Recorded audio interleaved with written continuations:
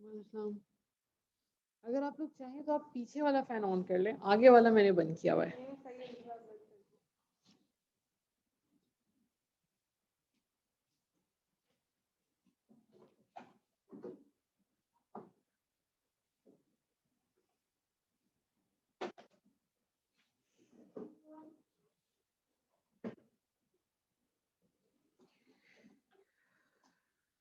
Last class में हम लोगों ने कहाँ तक कर लिया था, कुछ याद है मुझे? मैं भूल रही हूँ। यही था ना? इसमें हमने लेबर बजट नहीं किया था, मटेरियल किया था, लेबर नहीं किया था। ठीक ठीक।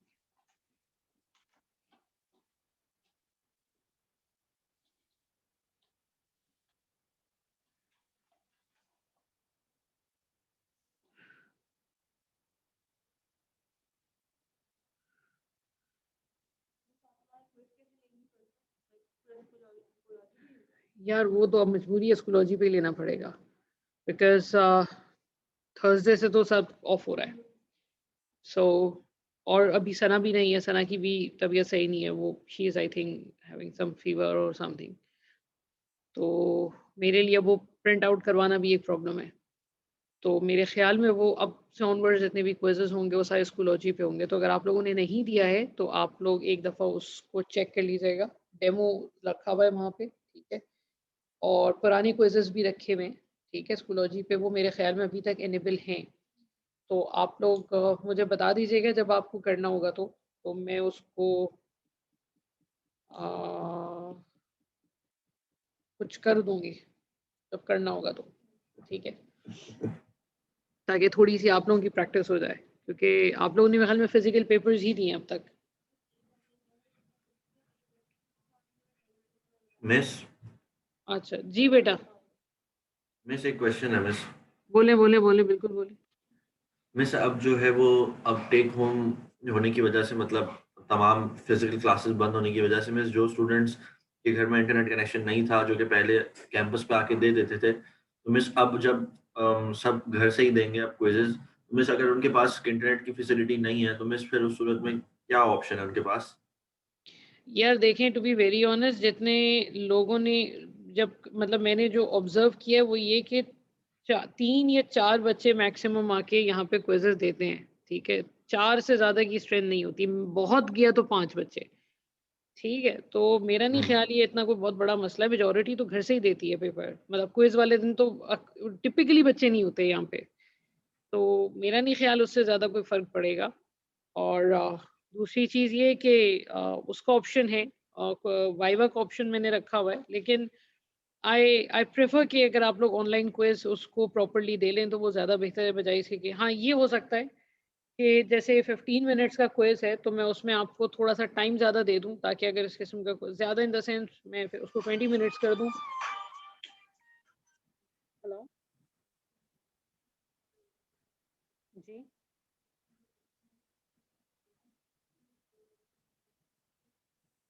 जी बोलें?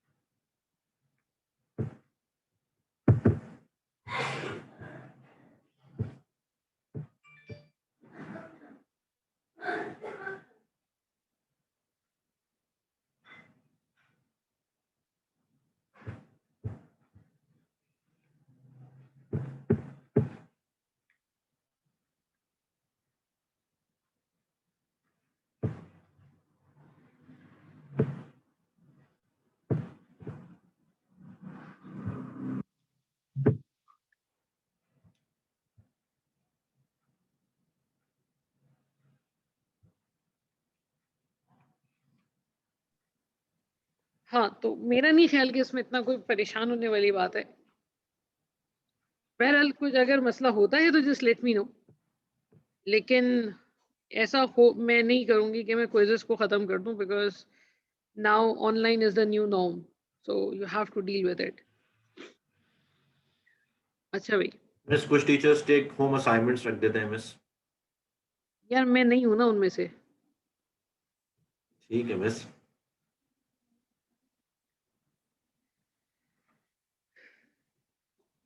ओके अच्छा चलें जी, हम लोगों ने लास्ट में रेवेन्यू ओके लास्ट में हम लोगों ने सेल्स रेवेन्यू कैलकुलेट कर लिया था, हम लोगों ने प्रोडक्शन बजट कैलकुलेट कर लिया था, हम लोगों ने कंजम्पशन बजट कैलकुलेट कर लिया था, और हम लोगों ने परचेजेस बजट तक कैलकुलेट कर लिया था। और उसके बाद लेबर बजट भी मुझे कैलकुलेट करवाना था, बट फिर वो हमारा टाइम कंप्लीट हो गया था, तो फिर हमने लेबर बजट्स नहीं किए थे। So today we are going to start with the labour budget, right? अच्छा, आई होप आप लोगों को जो इससे पहले तक हमने किया है वो थोड़ा बहुत भी अगर याद है तो वो काफ़ी है। मैंने कहा था परचेज कॉस्ट आप लोग कैलकुलेट कर लीजिएगा। परचेज कॉस्ट यूजुअली हमारी यूज होती है कैश बजट में, ठीक है, तो उसको तो देख लेंगे हम। अच्छा, लेबर बजट के लिए मुझे थोड़ा सा इसको कॉपी पेस्ट करना पड़ेगा क्योंकि यहाँ पे अब जगह नहीं है, वो बल्कि ये हुआ है। नहीं, लेबर बजट भी बना लिया था यार, आप लोग 2498 में ही है ना? मिस हमारे स्लॉट में नहीं बनाया था। ये तो बना हुआ है, नहीं बनाया था आप लोगों ने यार? नहीं मिस याद तो नहीं है। No ma'am. चले, फिर मुझे 2 मिनट दें जरा। वैसे तुम पता नहीं क्यों मिटा दिया, मैं वैसे ही बता सकती थी आप लोगों को, मुझे लिखना नहीं पड़ता, बट अब जब डिलीट कर दिया तो मैं क्या करूं। अच्छा, ये मेन क्वेश्चन तो मैंने आप लोगों का सेम रखा था, लेकिन बाकी क्वेश्चन जो हैं वो आप लोगों के डिफरेंट हैं। नहीं बल्कि यार 2498 में यही वाला सवाल करवाया था मैंने, चेक करें जरा। ये नहीं था, ऊपर वाला था। I think। ऊपर मेरे ख्याल में नहीं ये ये भी सवाल नहीं नहीं था। था। It was material X and material Y. पता नहीं फिर मैंने क्या डिलीट कर दिया। What is this one? ये डिसमिस। अच्छा, वो फिर दूसरे सेक्शन का था, वो मैंने डिलीट कर दिया। चले खैर, यहाँ तक हमने कैलकुलेट किया था और परचेजेस बजट तक हो गई थी कहानी। हाँ चलें जी, अब हम एक काम करते हैं, इसको करते हैं कॉपी पेस्ट।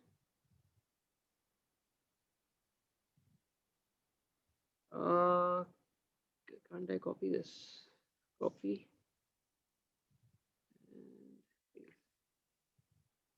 ओके ये हमारा मेन क्वेश्चन था, और इसके बाद I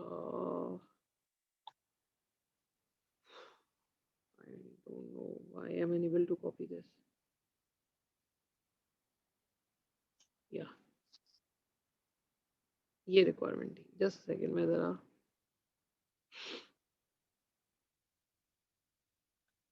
ओके तो हम लोगों ने मेरे ख्याल में प्रोडक्शन बजट तक बना लिया था। अच्छा, प्रोडक्शन की क्वांटिटी मैं लिख दूं बिकॉज उसकी ज़रूरत हमें पड़ेगी। प्रोडक्शन थी 3200 की और 1450 की, ठीक है। सो प्रोडक्शन ए की थी 3200 और बी की प्रोडक्शन थी 1450 and now we are proceeding from labour budget, right? अच्छा, अब अगर लेबर बजट मुझे बनाना है तो लेबर बजट भी बिल्कुल वैसे ही बनता है जैसे हम मटेरियल का कंजम्पशन बजट बनाते हैं। आप में से फिर किसी को गर्मी लग रही है तो वो फैन ऑन कर ले। अच्छा, पहले तो हम बात करते हैं स्किल्ड लेबर की, ठीक है। अच्छा, स्किल्ड लेबर में क्या होगा? स्किल्ड लेबर में सबसे पहले हम लेंगे labour hours required for product ए। अच्छा, प्रोडक्ट ए के 3200 यूनिट्स बनाने हैं आपको, और एक यूनिट को बनाने में स्किल्ड लेबर के मुझे चाहिए 1 आवर, ठीक है। And then labour hours required for product B, product B भी आप बना रहे हैं, और स्किल्ड वर्कर प्रोडक्ट बी को बनाने में 2 आवर्स ले रहे हैं। So that will be 1450 multiply by 2, that will be 2900 I think, check कर लीजिएगा। सो ये हो जाएंगे budgeted labour hours of skilled worker.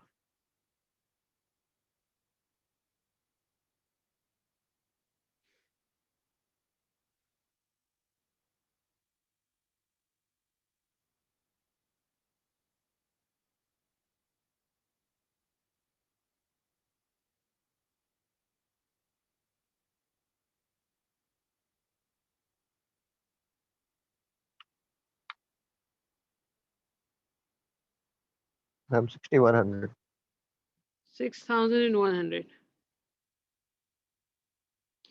And if you multiply it with the wage rate, so you will get budgeted labor cost. Wage rate is 12 per hour.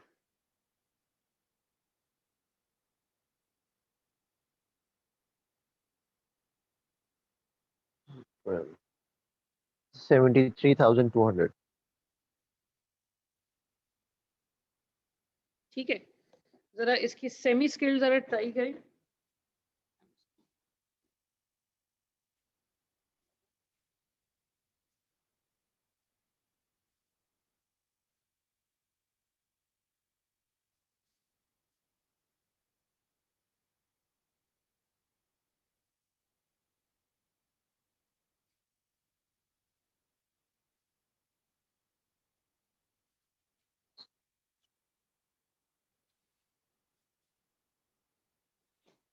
यार आप लोग बोल तो देते हो, थोड़ा नजर ही नहीं आ रहे। semi skilled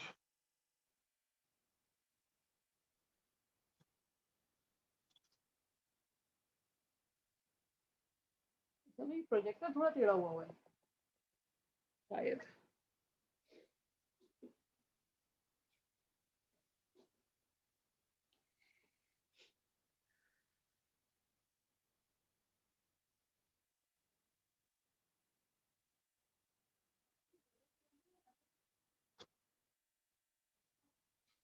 सॉरी, शो ये वाला मैम फैन ऑन कर 86 लें अगर आपको प्रॉब्लम है तो। नहीं प्रॉब्लम नहीं होगी, आप फैन ऑन कर लें, मसला नहीं है। एक्चुअली हम मास्क की वजह से भी प्रॉब्लम हो रहा है ना। जी भाई, मैम 86,000 लेबर आवर्स पहले मुझे बताएं। मैम सबसे पहले आएगा 6400 क्योंकि इसके 2 आवर्स है और एक second,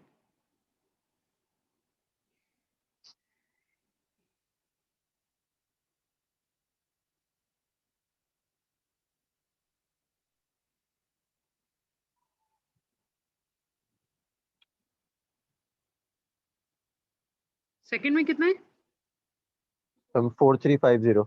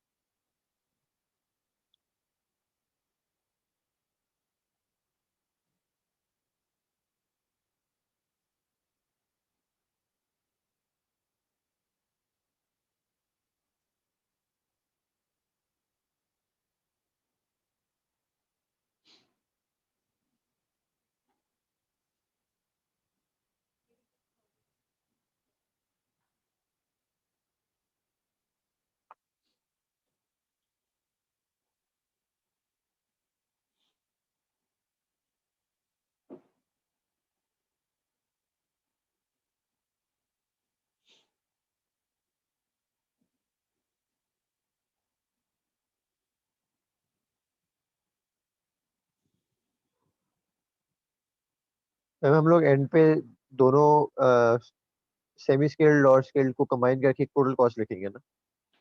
yes, if someone asks you to calculate total labor cost, तो total labor cost में फिर हम cost ऐड हो सकती है।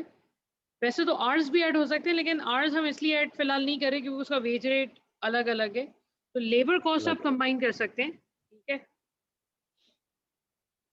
मैम अगर कुछ मेंशन नहीं है तो हम लोग इस तरह यही छोड़ दें या फिर नहीं फॉर नहीं, एग्जांपल अलग सिर्फ अलग लेबर बजट हाँ देखो, अगर कुछ मेंशन नहीं है तो usually we keep it separate. हाँ, अगर वो रिक्वायरमेंट में ये कहता कि जी calculate total budgeted labour cost, तो फिर हम वो कर देते हैं, हमें लिखना पड़ेगा टोटल। अच्छा, now we are done with the labour requirement as well, right? The next part is to calculate overhead budget. अच्छा, ओवरहेड बजट का मतलब ओवरहेड एब्जॉर्प्शन रेट हम निकालते हैं यूजुअली। अच्छा, अब इस क्वेश्चन में क्या दिया हुआ है? इस क्वेश्चन में उसने आपको ये दिया हुआ है कि जी बजटेड प्रोडक्शन ओवरहेड्स आर 2,40,000। अब मुझे इसका ओवरहेड एब्जॉर्प्शन रेट निकालना है। अब OAR में कैसे निकालूं? OAR का जो फॉर्मूला हमने पढ़ा था वो था बजटेड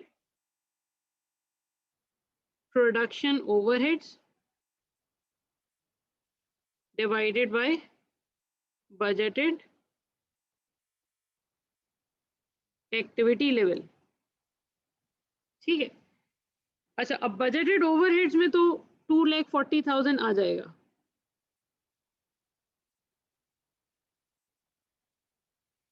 सवाल ये पैदा होता है कि हम एक्टिविटी लेवल में क्या लेंगे। एक्टिविटी लेवल में नंबर ऑफ यूनिट्स लेना चाहिए या लेबर आवर लेना चाहिए?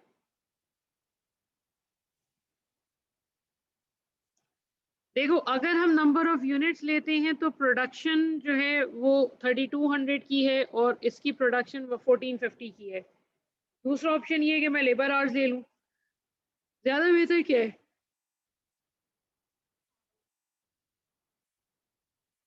बात तो सही है। एक ही बात नहीं हो जाएगी एंड पे? नहीं, एक बात तो नहीं है यार, ऐसा तो नहीं बोले यार, अब खत्म होने वाला है, हमें ऐसी बातें ना करें यार। देखिए, बेहतर है मेरे लिए कि मैं लेबर आवर्स लूं। क्यों? इसलिए क्योंकि हमने शुरू में बात की थी कि अगर सिंगल प्रोडक्ट होता है तो यूजुअली नंबर ऑफ यूनिट्स लेते हैं, लेकिन मल्टीपल प्रोडक्ट्स में चूंकि आपका प्रोडक्शन टाइम डिफरेंट होता है तो उसकी वजह से बेहतर है कि लेबर आवर्स लिया जाए। I don't know if you remember that example और नॉट, जिसमें मैंने कहा था कि भाई एक बच्चा अगर एक चैप्टर पढ़ने आ रहा है और एक बच्चा पूरा चैप्टर पूरा MA पढ़ने आ रहा है तो दोनों में फर्क है। तो अब लेबर आवर्स जो डिपार्टमेंट, अच्छा डिपार्टमेंट तो यहाँ पे दिया हुआ नहीं है, अभी हम मान के चल रहे हैं कि जी एक ही जगह पे सारी प्रोडक्शन हो रही है। तो लेबर आवर्स, स्किल्ड लेबर के जो आवर्स हैं वो 6100 है और सेमी स्किल्ड के जो टोटल आवर्स हैं वो हैं 10,750। ठीक है, तो इस हम लोग 61 इसको सेपरेट नहीं रखेंगे? किसको? मतलब कि स्किल लेबर को अलग और सेमी स्किल को अलग। देखो, हैं तो दोनों डायरेक्ट लेबर, नंबर 1। नंबर 2 ये कि ओवरहेड्स पूरी फैक्ट्री के आते हैं ना, वो स्किल्ड और अनस्किल्ड के हिसाब से तो नहीं आते ना। हाँ, अगर डिपार्टमेंट 1 और डिपार्टमेंट 2 बना हुआ ओह, होता तो उसके आवर्स, उसका रेट अलग अलग होता। ओके।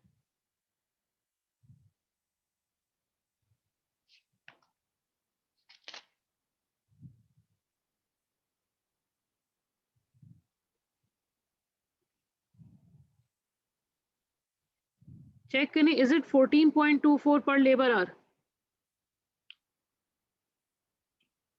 14.24, yes miss.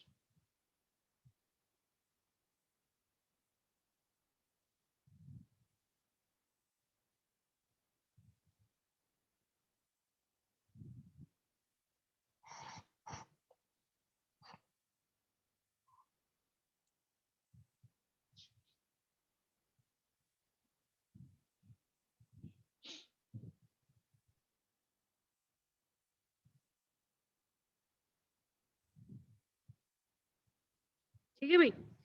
अच्छा, now we have to move towards the last requirement which is the calculation of manufacturing cost per unit. अच्छा, मैन्युफैक्चरिंग कॉस्ट पर यूनिट एक बड़ी सिंपल सी रिक्वायरमेंट है। इसमें आपने करना है क्या? इसमें आपने basically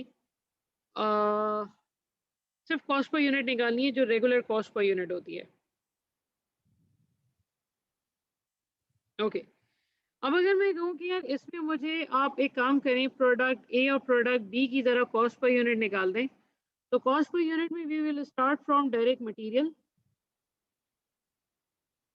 We have two different types of raw material X and raw material Y.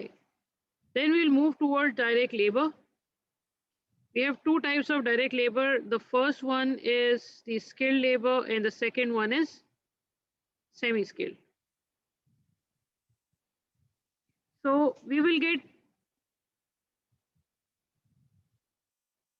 so by adding all these figures, we will get the prime cost. And then we will add or absorb overhead. Then we'll absorb overheads into the cost of the product. So we will get cost per unit of the product. ठीक है, आसान है, मसला नहीं है, बिल्कुल simple सी चीज है. अच्छा, डायरेक्ट मटेरियल X 3 kilograms लग रहा है and the price of material is 10 pounds per kilogram. So 3 multiplied by 10, $30 लगेगा for product A.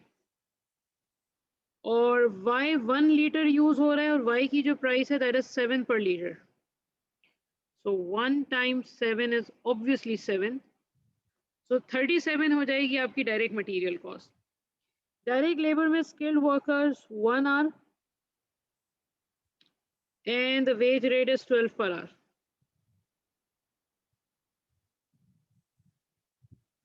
And semi-skilled worker is 2 hours multiplied by 8.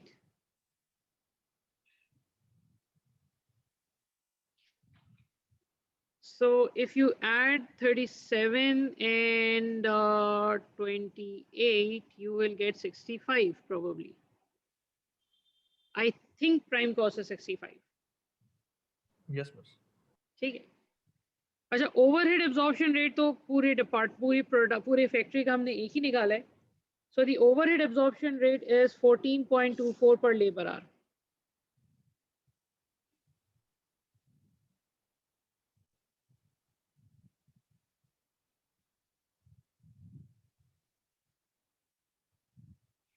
Now the question is, we will multiply 14.24 with how many labor hours?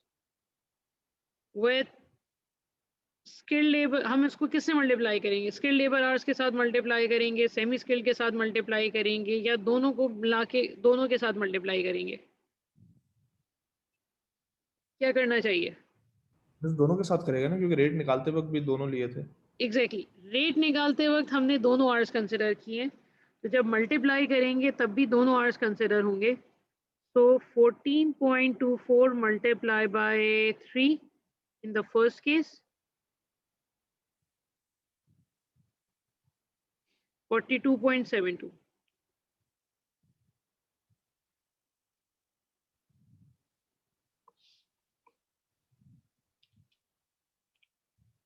$107.72. 107. ठीक है. इसी तरीके से product B भी calculate कर लें. 2 minute लें, प्रोडक्ट बी कैलकुलेट करें, फिर हम आगे चलते हैं.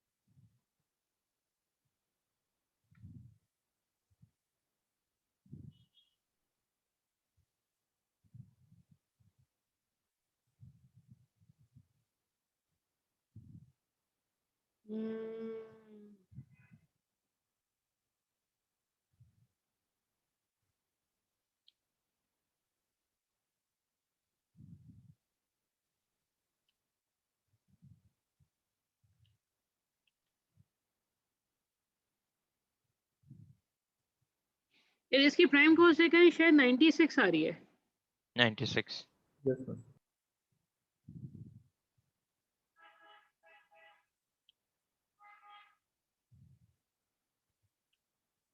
Miss, total cost is 167.2.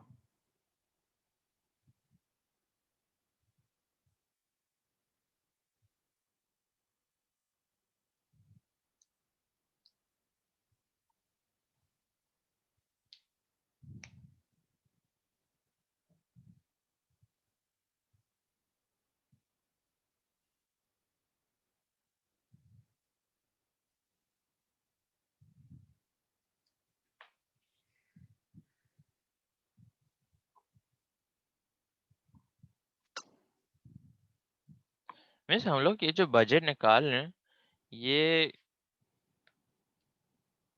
वैसे पहले लाइक फर्स्ट क्वेश्चन इज क्यों निकाल रहे हैं, और सेकंड है कि हम लोग क्या हम लोग के पास टोटल एक्सपेंडिचर बजट है ताकि इससे डिवाइड करेंगे। देखिए हम बजट क्यों बना रहे हैं, ये तो हम प्लानिंग के लिए बना रहे हैं। नंबर वन, मुझे अंदाजा हो कि जी मटेरियल कितना चाहिए, लेबर कितना चाहिए, परचेज कितना करना है, उसके लिहाज से हम कैश डिसाइड करेंगे कि जी कैश बजट कितना बनाना है, वो सारी चीज़ें। दूसरा सवाल आपका मुझे समझ में नहीं आया। दूसरा सवाल है कि अब मेरे पास सारे ये नंबर्स आ गए, सारे बजट्स आ गए, तो इसको मैं क्या ऐड अप कर कर टोटल एक्सपेंडिचर बजट बनाऊंगा कि मेरे कितने पैसे नहीं, लगेंगे। देखिए हमने परचेजेस बजट बनाया, ठीक है, उसमें हमने परचेज कॉस्ट निकाली, वो पता नहीं कैलकुलेट की है या नहीं की है। हाँ, परचेज हम्म कॉस्ट कैलकुलेट की, इसका मतलब इतना पैसा मेरा मटेरियल की परचेजिंग में जाएगा। अब पैसा अरेंज भी तो करना है कहीं से, हम्म ठीक है। उसी तरीके से लेबर बजट मैंने बनाया, मैंने कहा कि जी लेबर की ये कॉस्ट है जो मुझे पे करनी है, तो पैसे कहाँ से अरेंज करेंगे। फिर हम एक इस सारे बजट्स के बाद एक और बजट बनाते हैं, कैश बजट्स, वो फिर देखते हैं इस क्लास में या नेक्स्ट में, तो मुझे मुश्किल लग रहा है, नेक्स्ट क्लास में देखेंगे। तो कैश बजट का मतलब है ओके फिर हम कैश आइडेंटिफाई करते हैं कि जी कितना पैसा चाहिए होगा, पैसा एक्स्ट्रा, आई मीन कैश का डेफिसिट आ रहा है, कैश का सरप्लस आ रहा है। अभी तो हम पूरे साल का बना रहे हैं, फिर हम मंथली बनाते हैं चीज़ें कि चलो पूरे साल में अगर इतनी प्रोडक्शन करनी है तो मंथ वाइज हम चेक करते हैं कि भाई मंथ वाइज कितनी प्रोडक्शन करनी है। फिर उसके बाद हमने एक कैश का एक आइडिया ले लिया कि भाई किस महीने कितना कैश चाहिए, कम है तो हम अरेंज करेंगे कि हाँ भाई जनवरी में मुझे कैश की ज़रूरत पड़ सकती है, या दिसंबर में मेरे पास एक्स्ट्रा कैश होगा तो उसको कहाँ इन्वेस्ट करेंगे हम। उसके बाद फिर हम इसका इनकम स्टेटमेंट बनाते हैं। इनकम स्टेटमेंट बनाने का मतलब है हम एक बजटेड प्रॉफिट कैलकुलेट करते हैं, एंड देन फिर साल के एंड में जब हम एक्चुअल प्रॉफिट कैलकुलेट कर लेते हैं, then we use to compare it कि हमने वो मीट किया टारगेट या वो डेविएट कर गया। अगर डेविएट कर भी गया है तो कितना डेविएशन आया है, 10%, 20%, 40%, 80%, कितना परसेंट फर्क आया। And then we try to investigate that difference कि भाई वो जो डिफरेंस आ रहा है वो किस रीजन की वजह से आ रहा है। Was that because of controllable factor? Was that because of uncontrollable factor? So if that difference is because of uncontrollable factor, you cannot do anything, right? जो अभी situation चल रही है, that is the best example. Or अगर, and if that is because of some controllable factor, for example, your marketing went wrong, or for example, some rumors of your product came in the market, rumors or something bad happened with the production process कि जी product में मसला है, कुछ इस type की चीज़ आती है और आपकी sales कम हो जाती है, या आप प्रोडक्शन नहीं कर पाते और आपकी सेल्स कम हो जाती है, कोई भी मसला होता है, तो वो कंट्रोलेबल फैक्टर है। तो हम then we try not to repeat that. So budget बनाने का जो बेसिक पर्पस है वो यही है कि हम प्लान कर सकें, और जब तक मेरे पास एक प्लान नहीं होगा हम ये कैसे आइडेंटिफाई करेंगे कि where actually we went wrong, where we actually deviated from the budgets. तो ये बेसिक ऑब्जेक्टिव है इसका। बाकी जाहिर सी बात है एक्सपेंडिचर्स तो कैलकुलेट होते हैं, लेकिन वो कैश बजट्स में आ जाते हैं सारे। Okay. I don't know if I've answered the question or not, but मेरे ये हिसाब मुझे से मैंने कर आंसर। दिया। जी जी। अच्छा, अब हम एक छोटा सा क्वेश्चन करने जा रहे हैं, ये वाला, ठीक है। अच्छा, अपेरेंटली तो बड़ा सिंपल सा है। अब क्या कर रहे हैं हम, now we are preparing budgets for months, for example January, February and March. Now what the issue is, देखिए उसने कहा कि देखो यार, जनवरी में we are expecting sales volume to be 40,000, फरवरी में 50,000, मार्च में 42,000। और एक चीज जो मैं देना भूल गई हूँ वो ये कि sales after March is expected to grow by 5,000 units per month, ठीक है। I forgot to mention this, इसके बगैर क्वेश्चन नहीं हो सकता। अच्छा, फिर उसने एक स्टेटमेंट दिया, उसने ये वाला स्टेटमेंट दिया, ये स्टेटमेंट बड़ा इंपॉर्टेंट है। ये इस स्टेटमेंट को जरा सुकून से पढ़ें और जरा आइडेंटिफाई करें कि इसमें मसला क्या है।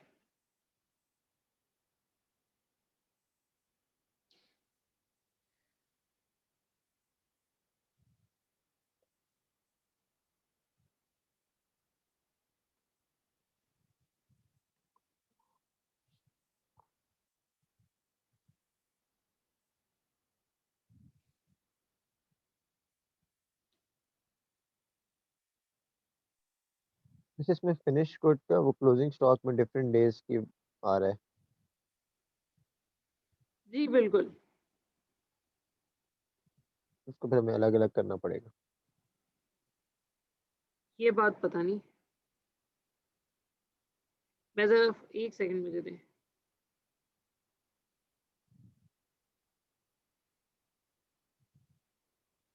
देखिए usually this is the summary of major chunk of your budget, right. अब पिछले क्वेश्चन में क्लोजिंग स्टॉक के बारे में उसने कहा था कि जी सेम मंथ जितने भी सेल्स होगी हम उसी का क्लोजिंग स्टॉक मेंटेन करेंगे। यहाँ पे उसने ये कहा कि देखो यार, company 25 days per month operate कर रही है and it is the policy of company to carry closing stock of finish goods equals to 5 days sales of the next month. यानी नेक्स्ट मंथ जितनी भी सेल्स होंगी उस सेल्स के next month जितनी भी सेल्स होंगी उस सेल्स के 5 डेज के इक्विवेलेंट का क्लोजिंग स्टॉक हम इस महीने बना लेंगे। That means what? That means if we are expecting sales volume to grow in the next month, we will maintain closing stock accordingly. हम ज्यादा closing stock रखेंगे ताकि सपोर्ट कर सके। उसी तरीके से अगर हम ये एक्सपेक्ट करें कि जी अगले नेक्स्ट पीरियड में मेरी सेल ज्यादा नहीं होगी तो मुझे ज्यादा बनाने की जरूरत नहीं है, फिर हम अपना क्लोजिंग स्टॉक कम कर देंगे। So we will produce extra quantity depending upon what we are expecting in future, right. तो अब ये एक बात हो गई and same thing goes with the closing stock of raw material. तो अगर मुझे प्रोडक्शन बजट बनाना है, prepare for January, February and March, तीनों महीनों का अलग अलग बनाना है। तो जनवरी में प्रोडक्शन कितनी करनी है, फरवरी में प्रोडक्शन कितनी करनी है और मार्च में प्रोडक्शन कितनी करनी है, अब हम इस पे बात कर रहे हैं। We will start from the sales, then we will add closing stock of finished goods and we will deduct opening stock of finished goods, right? So sales जो है जनवरी की sales are expected to be 40,000 units, February sales are expected to be 50,000 units and March sales are expected to be 42,000 units. ठीक है, ये तो हमने इसको units कर ली। ये हम लोग अभी डिस्कस करेंगे कि ये जो स्टेटमेंट है क्या क्या मुझे समझ नहीं आई। भाई ये बात ये कह रहे हैं कि आपके एक महीने में 25 वर्किंग डेज हैं, ठीक है। कंपनी ऑपरेट्स जी 25 वर्किंग डेज पर मंथ। जी वो ये कह रहे हैं कि आप जो क्लोजिंग स्टॉक इस महीने मेंटेन करोगे ना, क्लोजिंग स्टॉक मतलब एक्स्ट्रा जो सेफ्टी स्टॉक आप मेंटेन करोगे, वो नेक्स्ट मंथ की सेल्स के नेक्स्ट मंथ की 5 दिनों की सेल्स की इक्विवेलेंट होना चाहिए। ओके ओके ठीक है। अब सपोज अगर मैं 5 को 25 से डिवाइड करूं तो ये तकरीबन 20% बन रहा है। तो आप इसको ये भी कह सकते हो कि जो अगले नेक्स्ट मंथ सेल्स होने वाली है उसके तकरीबन 20% आपको इस महीने बनाने। अब या तो 20% कह अच्छा लो या उसको उस तरीके से कह लो, that makes the same thing. So इसका अच्छा मतलब है कि सही सही हाँ, तो इसका मतलब ये है कि डिवाइडेड 50,000 डिवाइडेड बाय 25 एक दिन का सेल्स आएगी, मल्टीप्लाई बाय 5 5 दिनों की सेल्स आ जाएगी। सही। कौन कैलकुलेट करेगा? जिसके पास कैलकुलेटर है। फेब्रुअरी की नहीं नहीं, जनवरी का आंसर क्या आएगा? 50,000 डिवाइड बाय 25 मल्टीप्लाई बाय 5 10,000। ठीक है। सेम थिंग 42,000 तो पूरे 25 दिनों की सेल्स है ना, डिवाइडेड बाय 25 मल्टीप्लाई बाय 5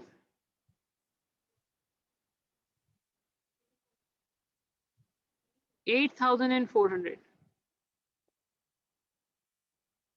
अच्छा मार्च में क्या करेंगे? प्रोजेक्टेड ग्रोथ निकालेंगे। यस, अप्रैल की सेल्स 5,000 यूनिट्स एक्स्ट्रा होंगी तो ये हो जाएगा 47,000 डिवाइडेड बाय 25 मल्टीप्लाई बाय 5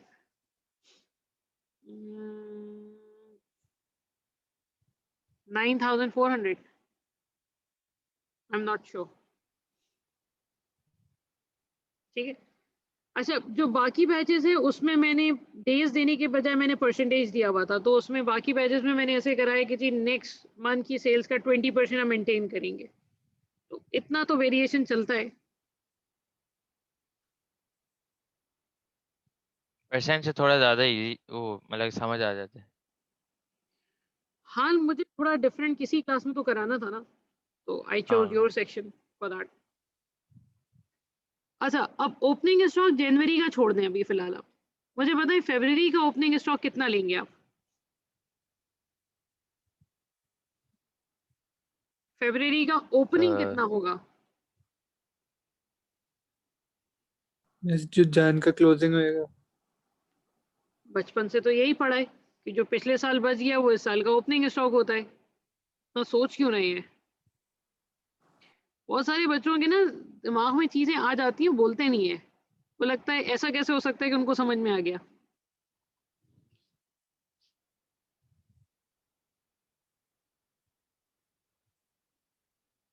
अच्छा, अब बस यही है, क्लोजिंग पिछले ही मंथ कर लेंगे। हाँ हाँ, ओके। अच्छा अब जनवरी का ओपनिंग क्या होगा, ये मसला है। अच्छा, अब क्वेश्चन में कोई ओपनिंग स्टॉक दिया हुआ नहीं है, तो बच्चे कहते हैं मैम जीरो कर लेते हैं। लेकिन मसला सारा ये है कि उसने क्वेश्चन में ये कहा है कि it is the policy of company.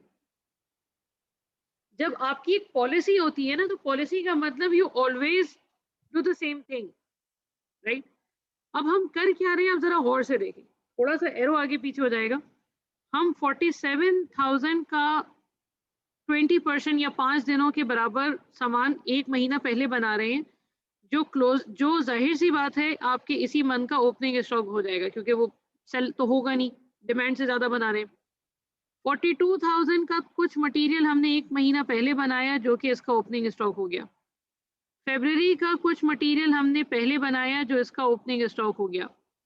तो जनवरी का भी तो कुछ मटेरियल इससे पहले वाले महीने में बनाया होगा हमने, ठीक है? सो जनवरी का डिवाइडेड बाय 25 मल्टीप्लाई बाय 5 या 20% कह लें अगर आप उसको, so that is equal to 8,000। वो 8,000 आपके पास एज एन ओपनिंग स्टॉक आ जाएगा। तो जीरो मत लीजिएगा इसको। तो ये हो जाएगा 42,000, ये हो जाएगा पता नहीं 48,600 शायद। फिगर चेक कर लीजिएगा, मेरी मैथ सही है नहीं। 43,000,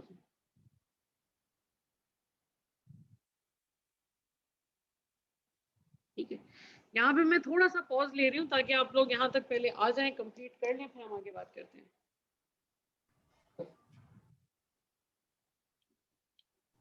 ma'am please can you repeat कि हमने जनवरी का ओपनिंग स्टॉक कैसे लिया है? Yes I can. देखिए, आप ये बात तो मानती हैं ना कि जो इस साल का क्लोजिंग है वो अगले साल का ओपनिंग होता है? Yes ma'am. ठीक है, इस बात में तो कोई शक नहीं है।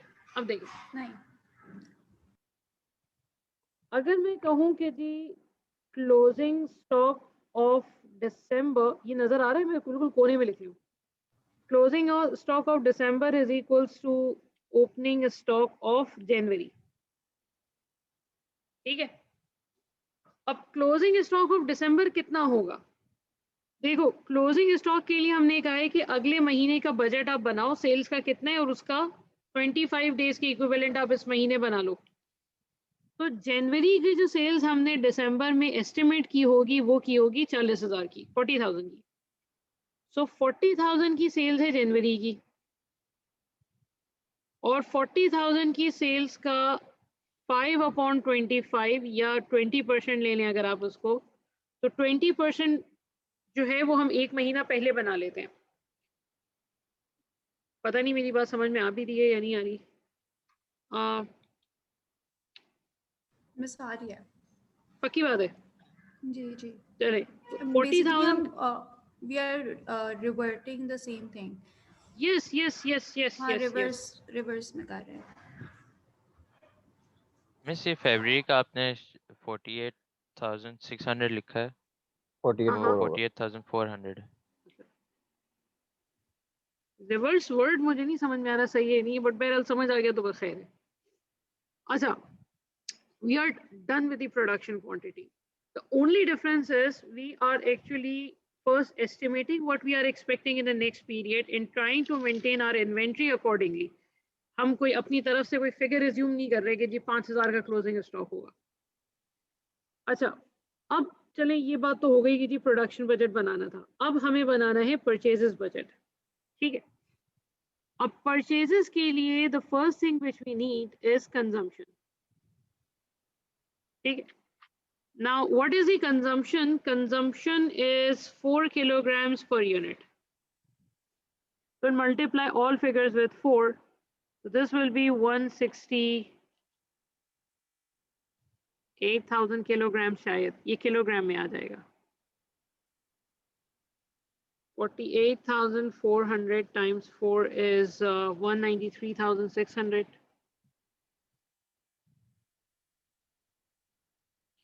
Or 43 multiplied by 4 is 172,000. ठीक है.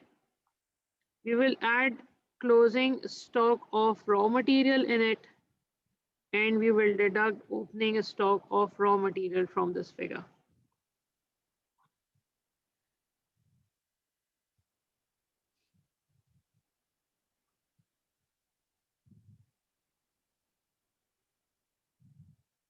Now, what about closing and opening? Same strategy. Closing stock of raw material equals to 8 days consumption of next month. जितना consumption होगा उसके 8 days की equivalent हमें closing stock maintain करना है. We'll divide it with 25 and multiply it with 8.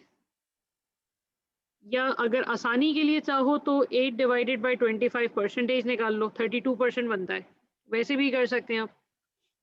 So 193,600 divided by 25 multiplied by 8. 61952. 61952. Perfect. चलें आगे देखें कितना बन रहा है. 55040.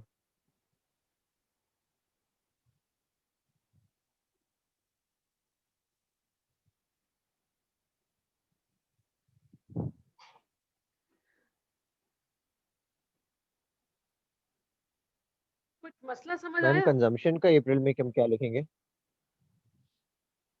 सॉरी, हम अप्रैल में कंजम्पशन क्या लेंगे जिससे फिर हम क्लोजिंग स्टॉक ऑफ मार्च निकालेंगे? अब ये है फंसने वाला पॉइंट. देखिए, जब तक मेरे पास अप्रैल की सॉरी मार्च की consumption is dependent upon April and we don't have consumption of April, so first option is to leave it as it is. छोड़ दो यार, जाने दो. लेकिन ऐसे तो हम करेंगे नहीं ना. तो अब the only solution of this problem is to calculate the consumption of April. Can we do that? We have to calculate the consumption of May.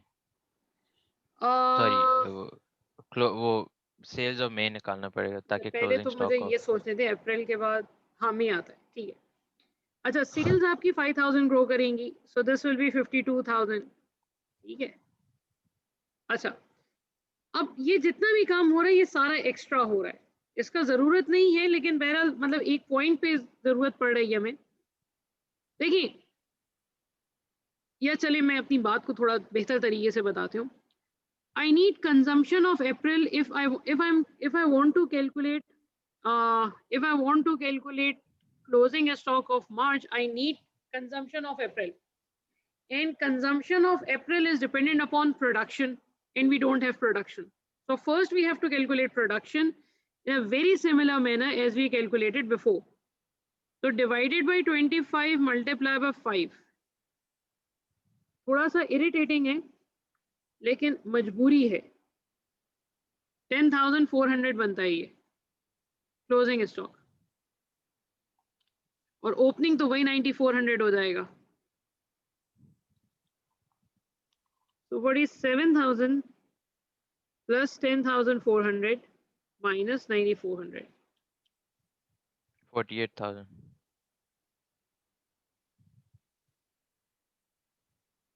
Times 192,000.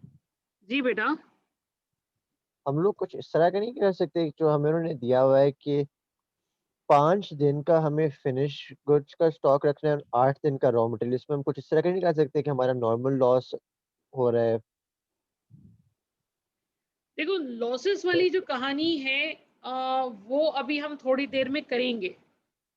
ये एग्जैक्टली तो लॉसेस को रिप्रेजेंट नहीं कर रहा है, ये बेसिकली डेविएशन को represent कर रहा है कि अगर डिमांड एकदम से फ्लक्चुएट करती है या रॉ मटेरियल की रिक्वायरमेंट फ्लक्चुएट करती है, कुछ एक्सीडेंट हो गया, कोई मसला हो गया अगर, तो हम सेफ्टी के तौर पे ज्यादा मंगवाते हैं। This is not typically the normal loss. वो वाली चीज अभी आगे आएगी।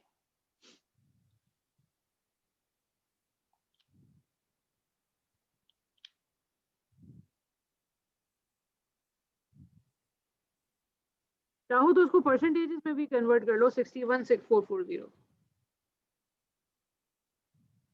8/25 कर लो तो 32% बन जाएगा। वैसे थोड़ा आसान हो जाता है कैलकुलेट करना।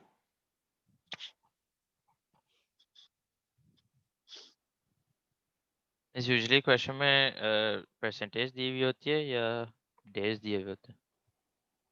दोनों पॉसिबल है। ओके नॉर्मली आपको मेजॉरिटी क्वेश्चन में परसेंटेज मिलेगा, बिकॉज असल कॉन्सेप्ट होता है समझाना कि जी क्लोजिंग ओपनिंग कैसे एडजस्ट होता है। अब वो परसेंटेजेस में थोड़ा आसान होता है समझाना, तो यूजुअली परसेंटेजेस दिया जाता है, बट ये भी पॉसिबिलिटी है, दोनों तरीके ऑप्शन पॉसिबल है। Okay miss. अच्छा, इसका ओपनिंग स्टॉक बिल्कुल वैसे ही होगा, 168,000 डिवाइडेड बाय 25 मल्टीप्लाई बाय 8 हो जाएगा। 53,760।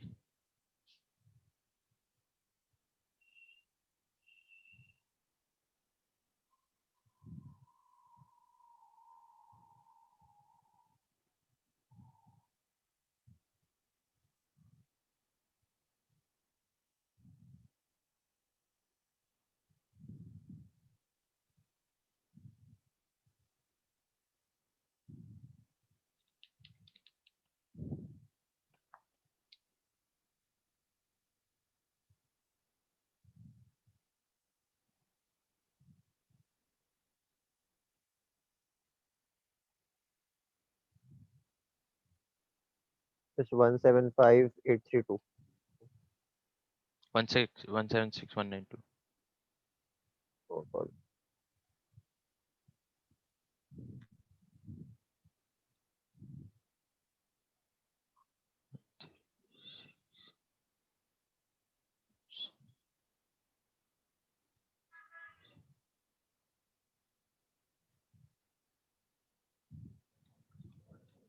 One eight six 688.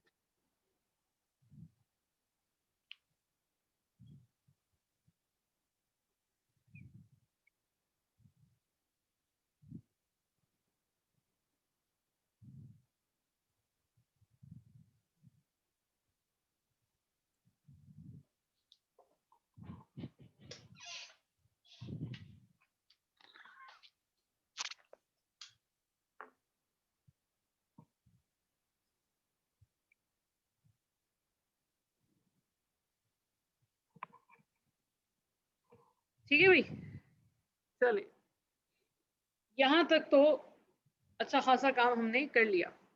अच्छा, अब इसके बाद एक छोटी सी रिक्वायरमेंट मुझे और समझानी है, then we will finish. Limiting factor मैं नहीं करवाऊंगी, आप लोगों के लिए बहुत ज्यादा हो जाएगा। मिस आगे चलें?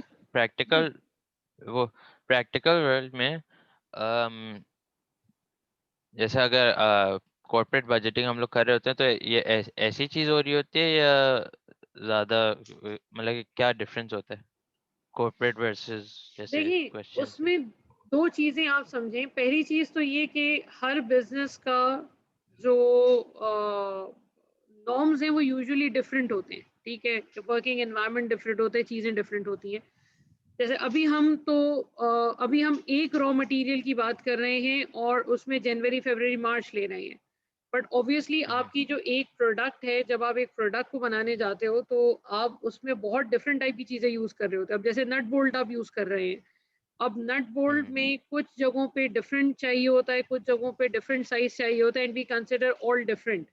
सो there are there are many raw materials involved in the manufacturing of one single product.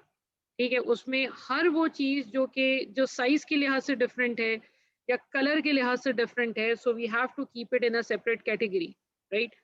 तो अगर आप एक कंपोनेंट उठाते हो तो उसमें एक यूनिट प्रोडक्ट अगर उठाते हो उसमें 15 से 20 कंपोनेंट्स अगर लग रहे डिफरेंट टाइप के, तो इसका मत, और आप हर महीने का या हर क्वार्टर का अगर आप बजट बना रहे हो, तो you can imagine in the number of products you are manufacturing, so you can imagine the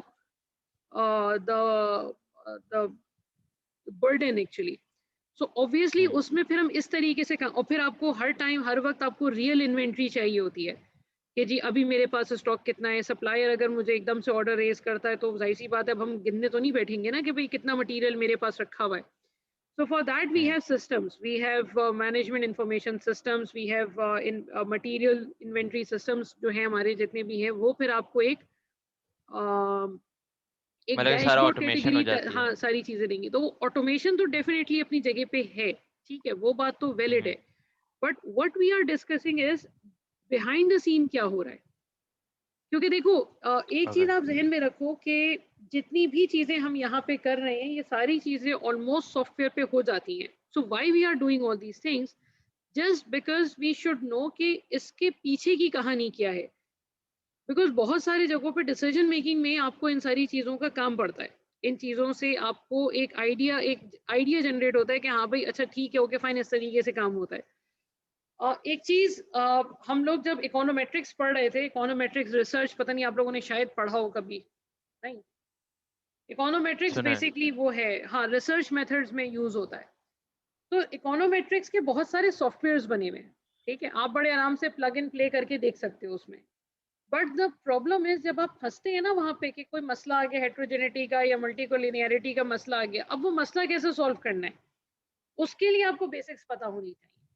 तो बस बेसिक्स जो हम बात कर रहे हैं ना कि जी हम जो सिखा रहे हैं वो बेसिकली बेसिक्स इसलिए है ताकि जब आप डिसीजन मेकिंग करने जाते हो तो आपको पता हो कि कौन कौन सी चीज़ों को चेंज करना है. जैसे फॉर एग्जाम्पल, जैसे एक स्टूडेंट का एक छोटा सा एक प्रॉब्लम आया था, वो she went to some internship kind of thing.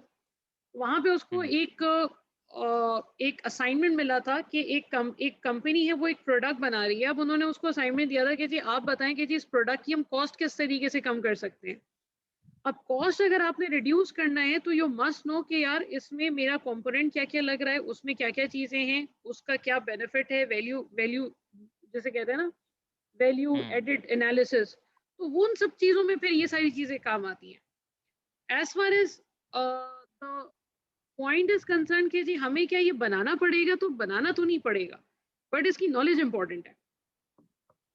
Okay, मतलब कैलकुलेटर में हम सारे काम कर रहे हैं, but we know how to add. हमें बचपन में सिखाते हैं कि जी ऐड क्यों करना है, ऐड कैसे होता है. इसका मतलब ये नहीं हमें जिंदगी भर उस तरीके से ऐड करना है. कैलकुलेटर है बट फिर भी हमें सिखाते हैं, बिकॉज फिर तो आप मशीन खत्म हो गई तो आप भी खत्म हो गए ना, फिर ये मसला है सारा. बहरहाल वो बात आगे चली जाएगी बहुत. अच्छा, अब एक छोटा सा पॉइंट जो इम्पोर्टेंट है वो ये है, बस आखिरी पॉइंट है फिर हम ऑफ कर लेंगे. वो ये है कि जैसे फॉर एग्जांपल मैंने कहा कि जी सेल्स वॉल्यूम हम एक्सपेक्ट कर रहे हैं इक्वल्स टू 50,000 यूनिट्स, ठीक है. फिर मैंने कहा कि जी स्टैंडर्ड मटेरियल कंजम्पशन इज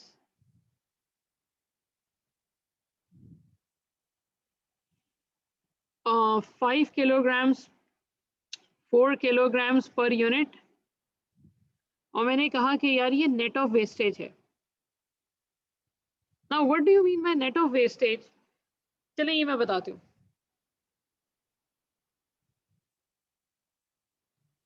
मैंने आपको बता दिया ओपनिंग स्टॉक और मैंने आपको बता दिया closing stock of finish goods 5,000 units and 8,000 units, and raw material to be 15,000 kilograms and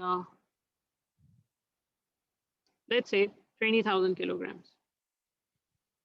फिर मैंने कहा कि जी it is expected that QC is quality control will reject 10% of finished product.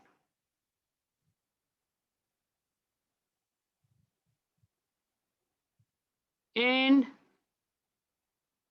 material losses in production process is expected to be 20%. ये वो loss है जिसकी आप बात कर रहे थे, काइंड ऑफ नॉर्मल लॉस। अब मैंने कहा कि यार एक काम करो, जरा मुझे प्रोडक्शन और परचेज बजट बना दो। अब प्रॉब्लम क्या है, चीजें वही हैं, सब चीजें वही हैं, but the only problem is कि जी मेरे पास लॉसेस आ रहे हैं। अब लॉसेस को किस तरीके से एडजस्ट करेंगे, ये मसला है। देखिए पहले तो मैं इसकी बात कर लूं कि इसका क्या मतलब है।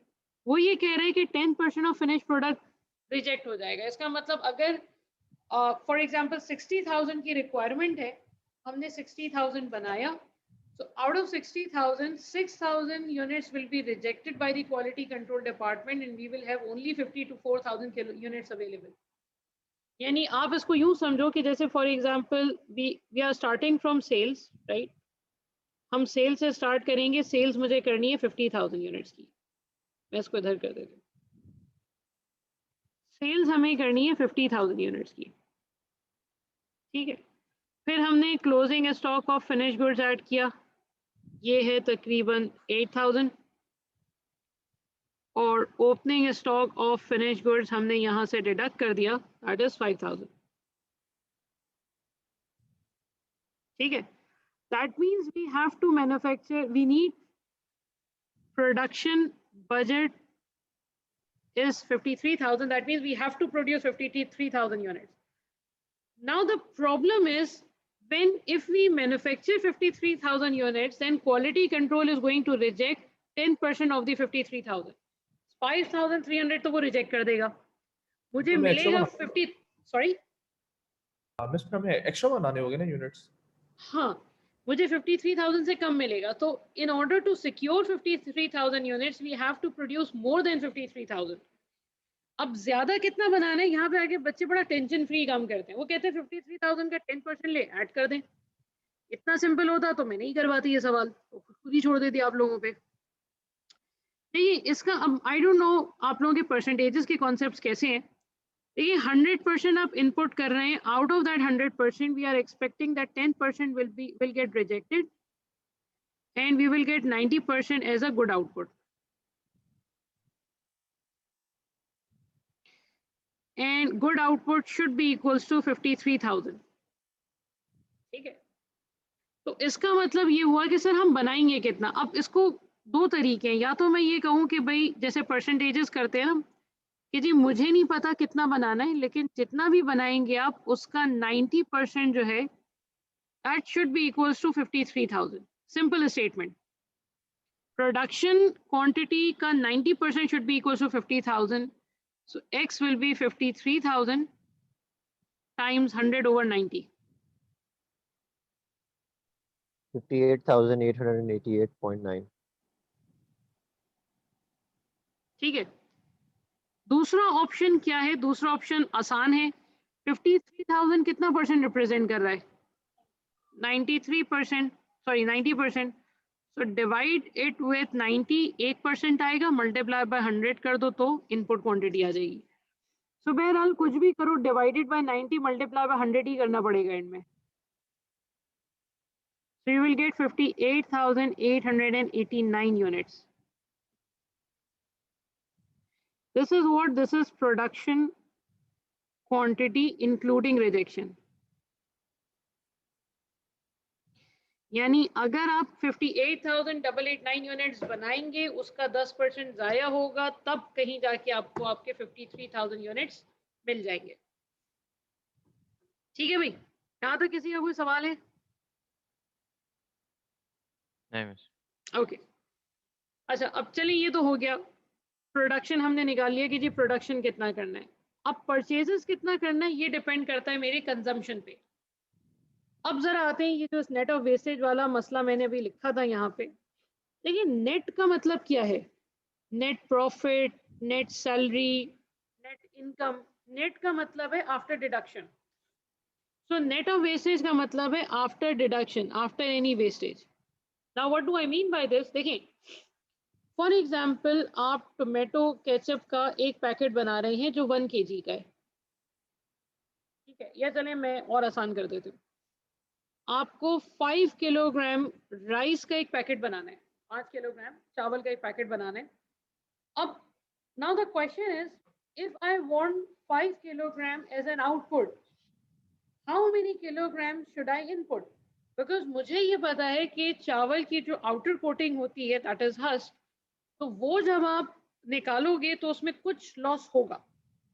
सो मेरे जहन में ये है, अब हम थोड़ा सा परसेंट उसको डेसिमल्स को हटाते हैं, मेरे जहन में ये है कि जी 6 kg का जब हम इनपुट करेंगे, 6 किलोग्राम्स का जब हम इनपुट करेंगे तो 1 किलोग्राम ज़ाया होगा और 5 किलोग्राम मुझे एज एन आउटपुट मिल जाएगा, तो पैकेट बन जाएगा। तो 5 किलोग्राम के पैकेट के लिए 6 kg का इनपुट करना है, तो 5 kilogram is basically called net of wastage, यानी वेस्टेज को माइनस करने के बाद।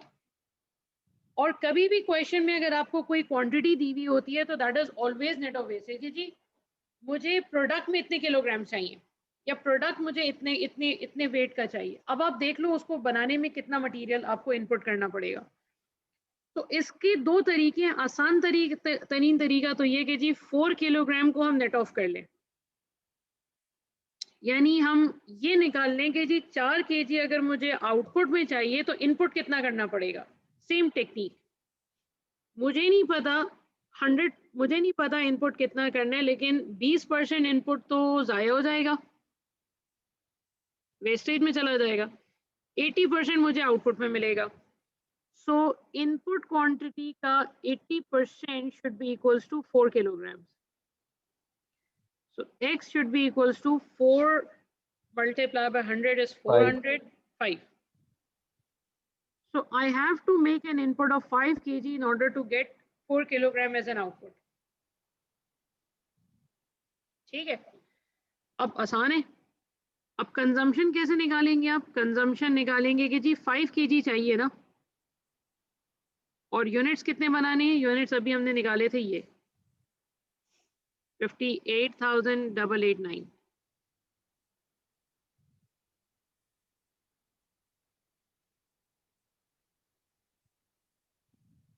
$294,445। यानी एक तरीके से देखा जाए तो मटेरियल दो जगहों पे ज़ाया हो रहा है, एक तो प्रोसेसिंग में ज़ाया हो रहा है, और जब उससे आप फिनिश प्रोडक्ट बना लेते हो तो प्रोडक्ट रिजेक्ट हो जाती है, तो मटेरियल अच्छा खासा ज़ाया हो रहा है आपका। कंजम्पशन इतनी करनी है हमें, ज़ाया भी होगा थोड़ा सा। Then we will add closing stock of raw material and deduct opening stock of raw material. 20,000 closing stock है, ओपनिंग स्टॉक है 15,000, तो सिंपली 5,000 प्लस हो जाएगा 299,445।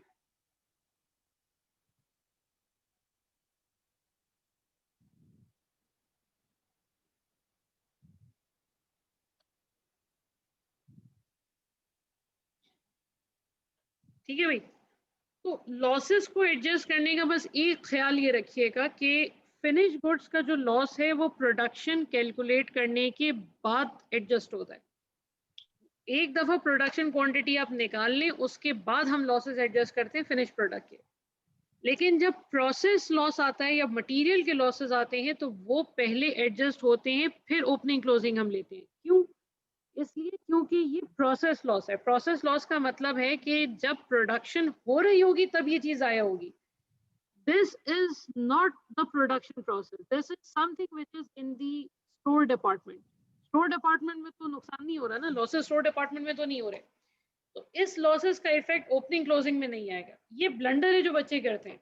वो क्या करते हैं, उनको उनके जहन में नहीं रहता, तो वो इधर आके उसकी एडजस्टमेंट कर देते हैं प्रोसेस लॉसेस की। ठीक है जनाब। मिस, तो इसका मतलब कि हमें 5 kg और 58,889 को हर बार पहले कैलकुलेट कर रखना होगा, वो सेपरेट है पूरा चीज। जी जी जी जी जी जी बिल्कुल। अच्छा, अब मैं कोई सवाल नहीं करवा रही हूँ, मैं आप लोगों को एक असाइनमेंट के तौर पे, नॉट असाइनमेंट, असाइनमेंट में तो नंबर डाल देते हैं ना लोग, marks, homework is a better word. ये तो हम ये वाला क्वेश्चन रेडमोन वाला हम नेक्स्ट क्लास में करेंगे, आज करवाऊंगे तो आप लोग फिर कुछ करने के काबिल नहीं रहेंगे। ये एक सवाल है, इस सवाल में ये मैं आप लोगों को इस वीक आज या कल में मैं सारी चीज़ें फाइनलाइज करके दे दूंगी, बजटिंग की सारी एक जगह पे, तीनों सेक्शंस की। ठीक है, इसमें जनवरी का सेल्स वॉल्यूम है, फरवरी का सेल्स वॉल्यूम है और मार्च का सेल्स वॉल्यूम है। ठीक है, अलग अलग सेल्स वॉल्यूम दिया हुआ है। अब इसमें इस वाले क्वेश्चन में दोनों चीज़ें हैं, लॉसेस भी है और वो भी है, क्या कहते हैं, ओपनिंग क्लोजिंग का मसला भी है। It is the policy of company to always carry closing stock of finished goods equals to 25% of next month's sales volume. It is a policy to always carry closing stock of raw material equals to 25%. ये मैंने copy paste किया था तो ज्यादा copy paste हो गया है। 20 इसको 20% कर लें of next month's consumption। ठीक है, अच्छा ये हमने क्लोजिंग स्टॉक वाला मसला देख लिया। It is expected that rejection of finish product in February and March will be 10%, and जनवरी में लॉसेस हम एक्सपेक्ट नहीं कर रहे, रिजेक्शन February और मार्च में कर रहे हैं, some because of some reasons, and process losses of raw material are expected to be 12% of material input। कुछ लिखा हुआ नहीं है लेकिन ये अजम्पशन फिर यही होगी कि सारे महीनों में ऐसा होगा। ठीक है, तो इसमें लॉसेस भी आ गए और इसमें क्लोजिंग ओपनिंग का भी मसला आ गया। ठीक है, अब इसको हैंडल कैसे करना है ये आप लोगों का मसला है, मैं बता देती हूँ। आपको बीच मंधार में नहीं छोड़ रहे। एक मिनट रुके बेटा, आप लोग बुरा बोलना है बोल लें, दिल में कोई मसला नहीं है। जनवरी फरवरी मार्च वाला क्वेश्चन कहाँ गया?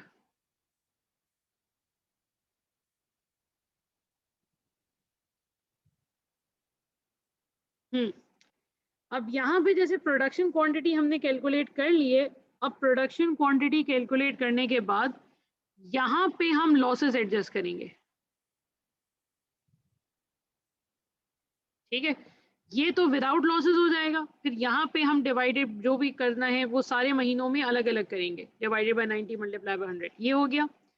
उसके बाद जैसे यहाँ पे हमने मल्टीप्लाई बाय 4 किया है ना, ये 4 पहले एडजस्ट होगा और फिर मल्टीप्लाई होगा, तो काम थोड़ा बढ़ेगा लेकिन एक दफा कर लेंगे तो आप दोनों चीजें आपकी इक्वेशन में आ जाएंगी। बुरा तो लगेगा लेकिन मजबूरी है, कर लें तो बेहतर है। पता नहीं कहाँ गया वो, ये रहा। ठीक है, इसको मैं उसमें दे दूंगी, आप सारी चीजों को मैं एक उस पर कर दूंगी मैं, तो आप लोग उसको देख लीजिएगा। ठीक है भाई, यहीं तक रखिए, आज काफी है, बहुत है, चलेंगे। अच्छा, प्रोबेबली अब थर्सडे, मेरे ख्याल में थर्सडे अब शायद फिजिकल क्लास नहीं हो पाएगी, शायद क्या नहीं हो पाएगी, बिकॉज कल से शायद इन्होंने क्या डेट दिया, 26 दी है ना, 26 थर्सडे, तो आप लोगों की क्लास फिर अब मजीद और नहीं हो पाएगी। तो जितने भी क्विजेज हैं वो सारे ही ऑनलाइन होंगे, तो वो जरा देख लीजिएगा आप। ठीक है भाई, एग्जाम्स का कुछ डिसाइड हुआ है अभी? नहीं बेटा, एग्जाम का अभी तक हमारे पास कोई डायरेक्टिव नहीं आया है। जब तक नहीं आता तो तब तक आप लोगों के पास दुआ करने का टाइम है, तब तक दुआ करें, शायद अल्लाह मियां दुआ कबूल कर ले। एक दफ़ा आ जाए तो फिर मेरे ख्याल में ये या तो थोड़ा सा लेट डिले करने का मतलब है, फिर इनके आगे के सेशंस का मसला है, और फिर ये भी नहीं पता कि वाकई में जनवरी से पेपर स्टार्ट हो भी पाएंगे कि नहीं हो पाएंगे, बिकॉज वी डोंट नो कि ये एक्सटेंड होगा कि लॉकडाउन नहीं होगा। जनवरी 11th को खुल रहा है, ये तो अभी बोला है ना इन्होंने Expected. एक्सटेंशन, अभी तो हमें ये नहीं पता ना, कि अभी तो हम कोरोना को मजाक समझ रहे हैं ना, तो अब वो हम तो सीरियस एक्सटेंड हो नहीं हो रहे। जाएगा। तो सही। अब उस वक्त क्या सिचुएशन होती है वी डोंट नो। ऐसा भी हो सकता है वो बोलेंगे नहीं जी अभी हमने 1 महीना और बढ़ा दिया, क्या कर लेंगे फिर आप। तो I think they will go for something, कि कुछ करके इसको करेंगे। अब कैसे करेंगे ये आईबीए डिसाइड करेगा। Okay miss. ठीक है मैम जी बेटा, थैंक यू मैम। वेलकम जी बेटा, मैम बोलिए। ने लास्ट क्लास में आपको एक रिक्वेस्ट की थी और आपने यहाँ कहा था अबाउट असाइनमेंट्स वाला, तो उसके बारे में आपने कुछ उसके बाद बताया नहीं है। या मुझे ये वीकेंड दे दे, मैं थोड़ा सा मेरा अपना मसला चल रहा था, ये वीकेंड में मैं इंशाल्लाह ताला आप लोगों को बता दूंगी। Okay ma'am. ओके ठीक मिस। है।